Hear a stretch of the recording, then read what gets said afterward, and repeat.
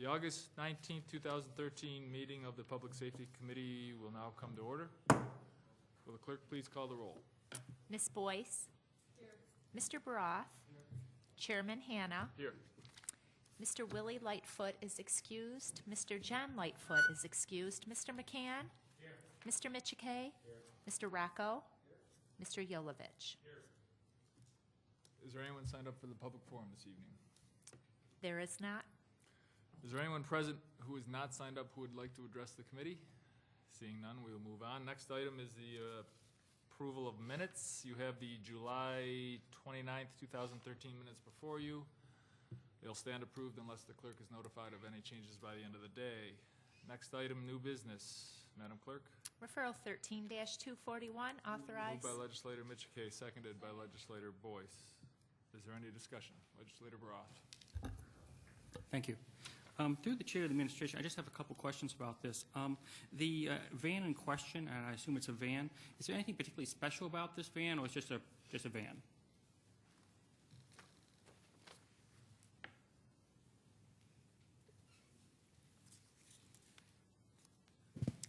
Through the chair, Jen Summers, counsel to the Monroe County Sheriff's Office.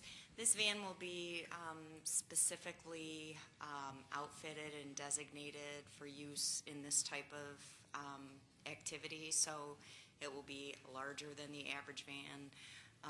It will have space for these types of things. But in terms of the, I guess, ultimate question, it is just a van, but it's big and has the capacity to be modified for its intended use. Thank you. And then through the chair of the administration, is the van going to be shared by the RPD and the Sheriff's Office, or is it exclusive use for the Sheriff's Office? It's going to be shared. In fact, it's RPD who's purchasing Correct. The van. Yes. Okay. And then finally, it mentions in here that this is going to help us maintain current and obtain future granted awards. I assume it's because it's a particular asset that would be useful to say we can do X, Y, and Z? Partially, that's correct, but it's also to show when we go to apply for grants such as this that there's interagency cooperation, that this is a creative way that two agencies who are benefiting from this type of grant money have used the money in a way that mutually benefits both agencies. That makes sense. Okay, thank you. Thank you. Is there any other discussion? Seeing none, all those in favor signify by saying aye. Aye. All those opposed, item carries. Next item. Referral 13-242. Moved by Legislator Boyce, seconded by Legislator Yolovich. Is there any discussion?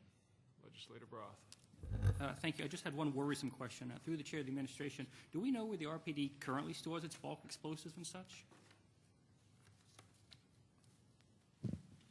Through the chair, although it's not relevant to this, they are currently storing it in a location in Livingston County. Okay. And thank you. Through the chair of the administration, are we being compensated or paid in any format for storing Rochester RPD's bulk explosives and such? Right. Through the chair, we did do like a cost-benefit analysis and determined that it wouldn't be, since it's mutually beneficial to the Sheriff's Office as well as RPD, it's a minimum amount of space, and it will give our Sheriff's Office access and use to use RPD's explosives. We determined also, for some of the same reasons that I mentioned previously relative to grant money and so forth, that it would be better in the long run if we just permitted them to use this space in the interests of interagency cooperation. Thank you. Now, through the chair of the administration, essentially more evidence of that cooperation. Okay, thank you. I'm just making sure I understood. I'm sorry, could you? It's just simply more evidence of the cooperation that we would like to cite for grants and such things. Yes, we get grants from like the explosives, ATF, and so forth, and one of the aspects of those is using money in interagency cooperative means. Thank you. Thank you. Any other discussion? Seeing none, all those in favor signify by saying aye. Aye. All those opposed, item carries. Next item. Referral 13-243. Moved by Legislator Yolovich, seconded by Legislator McCann. Is there any discussion? Legislator Boyce.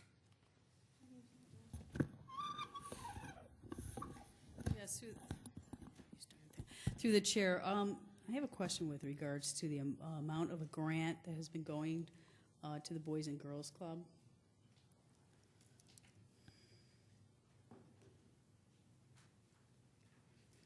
With regards to that, I would like to know the amount that you plan on giving to the Boys and the Girls Club this year, and to tell me what kind of data we've compilated because of this. Through the chair, Adam Bello from the District Attorney's Office. The grant to the Boys and Girls Club is a $25,000 grant to fund their Accelerated Reader Program, which is an after-school program focused on reading proficiency for school kids. During the last grant year, 193 of their members read over 11,800 books with a comprehension score of 85%. And they were also able to advance their reading skills by an average of 1.4 years. And through the chair, what is the average age of the young person? Did you have that data? Through the chair, I don't know that. I can find out for you, though. Okay, yeah, I'd like to know that. Sure. Because, well, I won't make my public comments here, but, okay, and, so you plan on making it 25,000 again? Through the chair, yes. Okay, all right, thank you. Is there any other discussion? Seeing none, all those in favor signify by saying aye. All those opposed, item carries. Next item. Referral 13-244, acceptance of Moved the by Legislator McCann, seconded by Legislator Rockow. Is there any discussion? Seeing none, all those in favor signify by saying aye. All those opposed, item carries. Next item. Referral 13-245, authorizing. Moved by Legislator Rockow, seconded by Legislator Michike. Is there any discussion? Legislator Broth. Thank you. Through the chair of the administration, is Operation Night Watch meant to prevent probation violations or to catch probation violations? Is it preventative or responsive in nature? Through the chair, Bob Burns from the Office of Probation. Could you say the second part of your question? Was it meant to prevent, or what was the other part Or of to that? catch probation violators, so you prevent people from violating probation, or if they do, to catch them?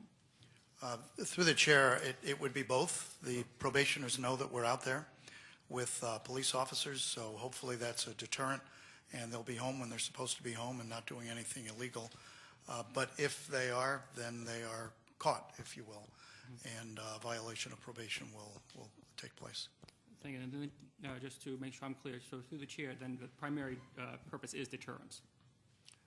Through the chair, everything we do in probation is deterrence, even if it involves arresting someone and holding them accountable. That's correct. Thank you.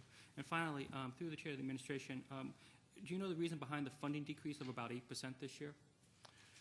Through the chair, this is a formula grant from the United States government to the city of Rochester. The city is required to share 50% of that grant with local probation. I believe the decrease is simply based on that formula. It has to do with Part 1 crimes in the city. It goes up and down for these 15 years multiple times. Thank you. Is there any other discussion?